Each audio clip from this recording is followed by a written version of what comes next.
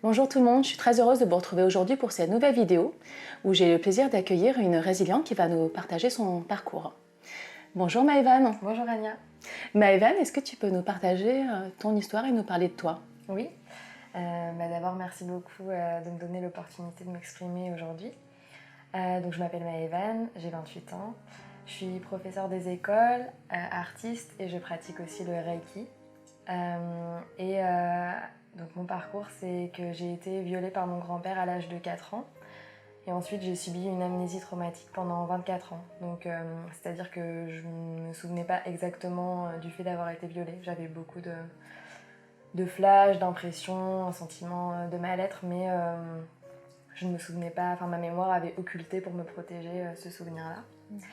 Et donc, je me suis souvenue de ce fait l'été dernier et depuis, je fais partie des résilientes.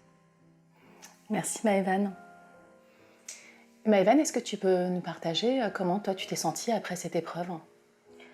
Oui, je vais répondre en deux temps, parce que pour moi il y a eu deux épreuves en fait. La première c'était le viol en lui-même et ensuite pendant 24 ans un sentiment de mal-être que j'ai traîné et que je ne m'expliquais pas. Une sensation d'être différente des autres, d'être très sensible, presque comme si je n'avais plus d'enveloppe corporelle en fait, comme si j'étais vraiment perméable à tout ce qui m'entourait. Et également avec une période très difficile à l'adolescence où j'ai souffert de vaginisme et où j'ai ensuite souffert de dépression pendant plusieurs années. Et puis là, la deuxième épreuve, c'est le fait de m'être souvenue en fait, des faits. Donc ça a été comme une deuxième épreuve où j'ai de nouveau ressenti j'ai été un peu ballottée quoi. C'est à lever de l'amnésie traumatique, c'est ça Oui. que tu veux dire? D'accord. C'est ça. C'est quelque chose que quelque part je pense je cherchais depuis longtemps parce que je cherchais à savoir pourquoi je n'allais pas bien, donc j'allais voir des psychologues, etc. J'essayais de comprendre. Mais en même temps, quand ça arrive, c'est pas seulement un souvenir, c'est aussi des sensations qui sont associées. Donc c'est assez, ça chamboule. Oui, ça chamboule, j'entends. Est-ce que tu peux nous partager comment ça s'est passé pour toi, cette levée d'amnésie? Qu'est-ce qui a été le déclencheur dans ton cas? Oui, alors je faisais... j'étais suivie par une art thérapeute. Et à l'époque, j'écrivais beaucoup de chansons. Et souvent dans mes chansons, en fait, il y avait la thématique du viol qui revenait. Moi, j'en avais pas vraiment conscience, ou je me disais, c'est un sujet qui m'intéresse, mais je savais pas vraiment pourquoi. Et puis un jour, lors d'une séance, j'ai commencé à comprendre que c'était ce qui m'était arrivé, mais je pense que j'étais pas encore complètement prête à le recevoir, mais ça a commencé à faire son chemin. Et puis ensuite, j'ai cherché à en savoir plus, donc je suis allée pratiquer des séances de MDR, donc des mouvements oculaires qui permettent de faire remonter certains souvenirs. Et puis je suis allée voir également une ostéopathe et là, suite à une séance, j'ai vraiment le souvenir précis qui est revenu en mémoire. D'accord, donc c'est tout un parcours d'accompagnement qui fait qu'en fait les souvenirs reviennent petit à petit à la mémoire, oui, c'est ça? C'est ça. D'accord. Est-ce que tu peux nous partager, Maëvan, la chose ou les choses qui étaient les plus difficiles pour toi? Oui, pendant toutes ces années, ce qui était très difficile pour moi, c'était de me sentir très différente des autres sans vraiment pouvoir l'expliquer, de me sentir souvent victime, c'est-à-dire un peu ballottée par les événements. J'ai subi du harcèlement scolaire, j'avais toujours ce sentiment d'être un petit oiseau fragile qui n'était pas vraiment adapté à ce monde. Et surtout de ne pas comprendre en fait le fait que finalement mon histoire m'est un peu échappée. Bon, maintenant je comprends que c'était pour me protéger, que mon cerveau m'a fait oublier, mais c'est vrai que le fait de m'être sentie aussi dépossédée d'une partie de mon histoire, c'est ce qui a été le plus difficile, ce sentiment de se sentir inadapté, inadéquat, différent. D'accord, différent. Et de ne pas avoir d'explication en fait, surtout à un moment où j'étais en dépression, j'ai été hospitalisée et je ne comprenais pas pourquoi en fait j'étais si mal, apparemment sans raison. Oui, puisqu'à l'époque tu n'avais pas encore souvenir des faits, c'est ça? Donc ça. c'était... Ok. Et Maëvan, en fait, quand tu as eu l'amnésie traumatique a été levée, est-ce que tu as gardé ça pour toi ou tu as pu te confier?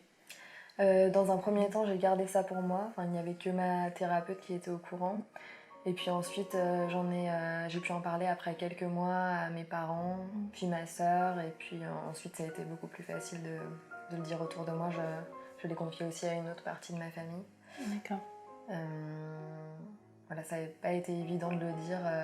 J'avais vraiment l'impression de revivre un sentiment de mort imminente. Enfin, c'était très... Ah, d'accord, c'est vraiment fort, de mort imminente. Ouais, très profond en fait. Enfin, j'avais l'impression que si je parlais, j'allais mourir ou que ma famille allait mourir. Enfin voilà, c'était quelque chose de très viscéral qui est ressorti à ce moment-là.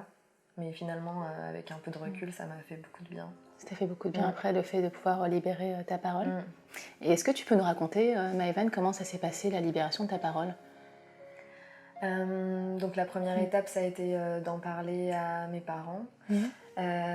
J'ai eu la chance que mes parents me croient immédiatement. Donc ça, c'est vrai que c'est pas le cas de toutes les victimes, donc j'ai eu beaucoup de chance. Ensuite, j'ai pu en parler à une autre partie de ma famille, donc ça a été très difficile pour moi de le faire, mais j'ai pu être accompagnée par toi notamment, et puis les groupes de parole qui m'ont bien aidée aussi à me sentir légitime de parler. Et puis ensuite, c'est comme si une vanne s'était ouverte et que je pouvais plus m'arrêter de parler, donc j'ai parlé en groupe de parole, j'ai eu la chance de pouvoir participer à un reportage et ensuite à une émission de radio. Et voilà, je compte pas m'arrêter là, je compte continuer à en parler dans mes textes, peut-être à écrire un livre. Enfin, voilà, ça me fait vraiment beaucoup de bien et je pense que c'est utile. C'est encore utile de parler de ce sujet. Oui. J'entends en fait que le fait que tu libères ta parole, ça a débloqué pas mal de choses et qui rendent des choses possibles aujourd'hui. Tu avances dans tes projets, tu puisses témoigner. Même aujourd'hui, tu témoignes sur cette chaîne aussi, en fait. Oui, tout à fait. Ça a changé énormément de choses et à peu près tout, en fait. Ma vie amoureuse s'est transformée, ma vie professionnelle aussi, ma vie amicale. Donc, plein de changements positifs, en fait. Oui. J'ai entendu, Maëvan, aussi, tu nous partageais que tu t'es fait pas mal accompagner sur ton chemin, donc par tu m'as dit des psys, des thérapeutes. Est-ce que tu peux nous partager ce que ça t'a apporté, ces accompagnements? Oui, c'est vrai que je vois des psys depuis un long moment. Quand j'étais petite, j'étais allée voir un psy et à l'époque, ça m'avait un peu soulagée, mais j'arrivais pas à parler vraiment, j'avais encore beaucoup de blocage, donc c'était pas forcément très efficace. Mais ensuite, j'ai vu beaucoup de thérapeutes et finalement, ce qui m'a le plus aidé, c'est les thérapies un peu alternatives, donc l'art-thérapie ou des choses un peu que je connaissais pas au départ, comme le MDR. Un peu plus tard aussi, je suis allée voir une hypnothérapeute. D'accord. Et ce que ça m'a apporté, c'est déjà de me sentir entendue, écoutée, comprise, d'enfin pouvoir mettre des mots sur des troubles dont je souffrais, parce que par exemple quand j'étais hospitalisée, les médecins ne savaient pas ce que j'avais vraiment, on parlait de dépression, puis après de bizarrerie. Bizarrerie? Ouais. Ah bon, c'était le terme du médecin? Technique, oui. Ah bon, d'accord. Non, qui n'est pas vraiment très technique, mais voilà. Il y a encore beaucoup de lacunes, je pense, dans ce domaine. Et en fait, là, très récemment, on a enfin pu me diagnostiquer un trouble de stress post-traumatique. D'accord.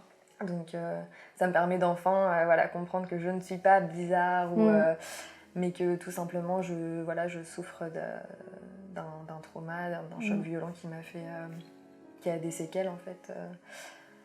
Donc, ça m'a apporté surtout ça, ce sentiment de légitimité. De légitimité. De me sentir de nouveau appartenir à la société, en fait. Qu'est-ce qui t'a aidé, Maëvan, à avancer sur ton parcours de reconstruction?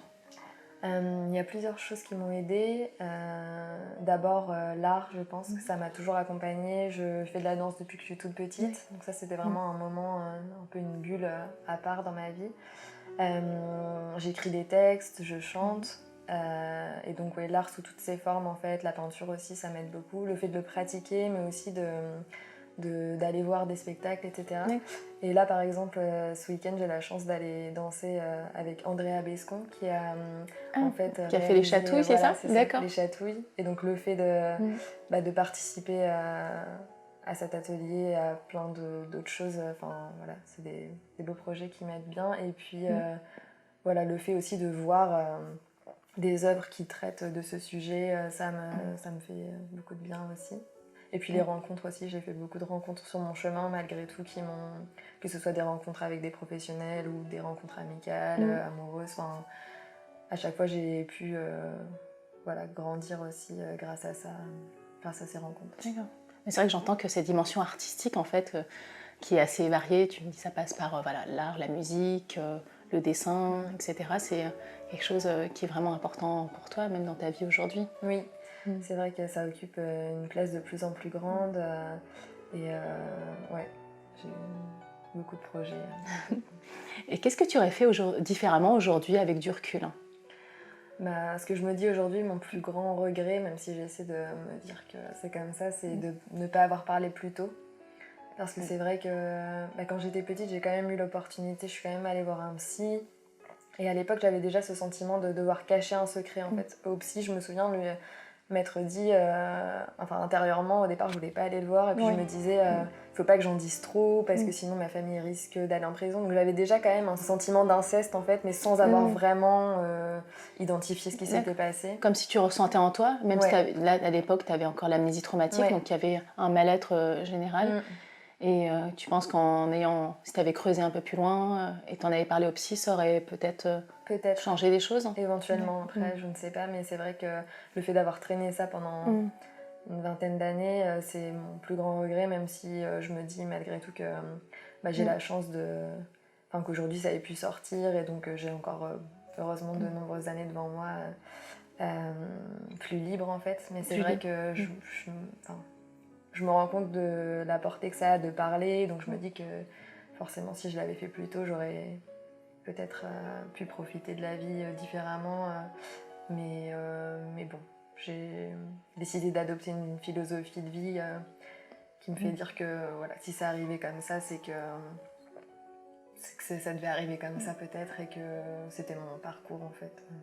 Mais moi j'entends en fait que tu as fait quand même un bond en avant spectaculaire. Ben, depuis la levée de l'amnésie, tu as beaucoup avancé, tu t'es fait accompagner, tu as beaucoup de projets, puis tu partages que tu viens en groupe et que tu avances et que le fait de libérer cette parole, même si ça s'est fait plus tard, quel âge tu aurais souhaité, mais depuis ton parcours de reconstruction a vraiment été beaucoup plus rapide, c'est ça? Oui, tout à fait, ça a vraiment été un accélérateur et j'ai vraiment la sensation de commencer une nouvelle vie en fait.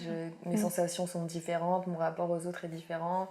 Je sens qu'il y a encore évidemment des petites choses à régler, mais je me fais pas d'illusions, je sais que c'est un parcours et que voilà, il y a des hauts, des bas, mais malgré tout, je me sens beaucoup mieux dans ma peau qu'avant. Est-ce que tu peux nous partager, Maëvan, ce que tu as appris sur toi, sur ton parcours de reconstruction?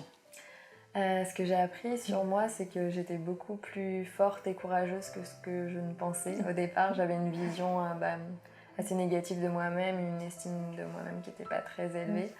Et je me considérais surtout comme une petite chose fragile en fait. Et je me suis rendu compte que j'avais beaucoup de ressources et que j'étais capable de m'en sortir et aussi d'encourager d'autres personnes. Donc ça a été ce que ça m'a apporté en fait. Je me suis rendu compte de la force qu'on peut tous avoir en fait et que voilà, malgré les épreuves, on est capable de s'en sortir.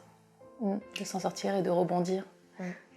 Est-ce que tu veux bien nous partager, Maëvan, quels sont tes rêves et tes projets? Oui, j'en ai plein. Je rêve de voyager et j'ai des projets, donc notamment un projet musical. Je viens de réaliser mon premier EP, donc super, un petit album. Et donc là, en ce moment, en fait, je cherche des financements pour m'aider à terminer de financer ce projet, éventuellement tourner des clips, le développer aussi. Donc j'ai lancé une campagne Ulule pour m'y aider. Ok, super. Donc en fait tu chantes et c'est tes textes, c'est ça que tu chantes sur ton album? C'est ça, ce sont mes textes et c'est vrai que c'est des textes qui, de manière plus ou moins explicite, mais contiennent en germe tout mon parcours, ton histoire, c'est ça. Voilà. Et puis j'ai d'autres textes aussi un peu plus qui parlent davantage du sujet que j'aimerais plus tard partager aussi, mais ce sera sûrement un autre projet. C'est un autre projet, peut-être pas musical, c'est ça, mais sous une autre forme. Ouais. Et Maëvan, là j'entends que tu disais que tu as ton projet et tu vas lancer une campagne de crowdfunding, c'est ça, sur Ulule. Est-ce que tu peux nous en dire un peu plus? Qu'est-ce que c'est exactement? Ouais, je suis très contente de cette campagne. L'idée, c'est de voilà, remercier aussi les personnes qui me soutiennent, donc que ce soit des personnes que je connais personnellement ou d'autres personnes qui voudraient me soutenir.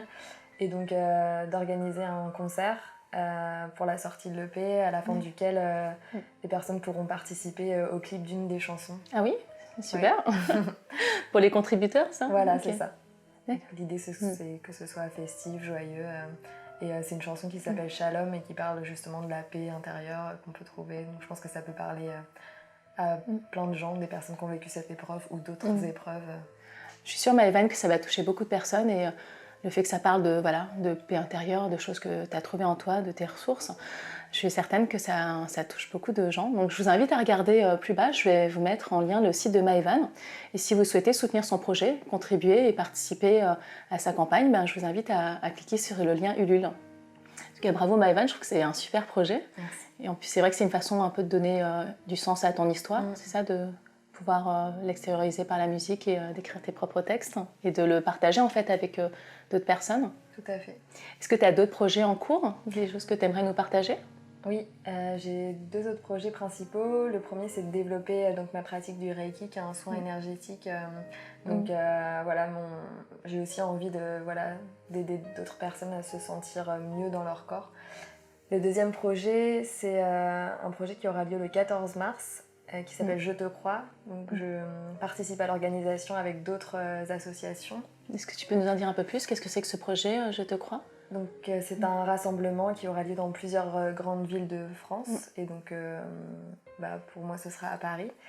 L'idée, c'est que des personnes victimes de violences sexuelles ou des personnes qui voudraient soutenir des victimes viennent, se rassemblent à Paris en tenant des pancartes sur lesquelles seront marquées des phrases liées à cette agression.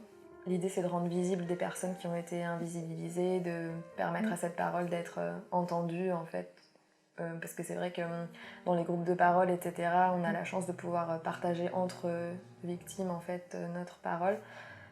Mais malheureusement, parfois, on peut encore avoir l'impression que notre parole dérange à l'extérieur, en fait, que ça dérange les personnes qui soit ne se sentent pas concernées par le sujet, soit se sentent gênées, ou il y a une forme de déni encore de la société. Donc l'idée, c'est de partager cette parole aussi plus largement.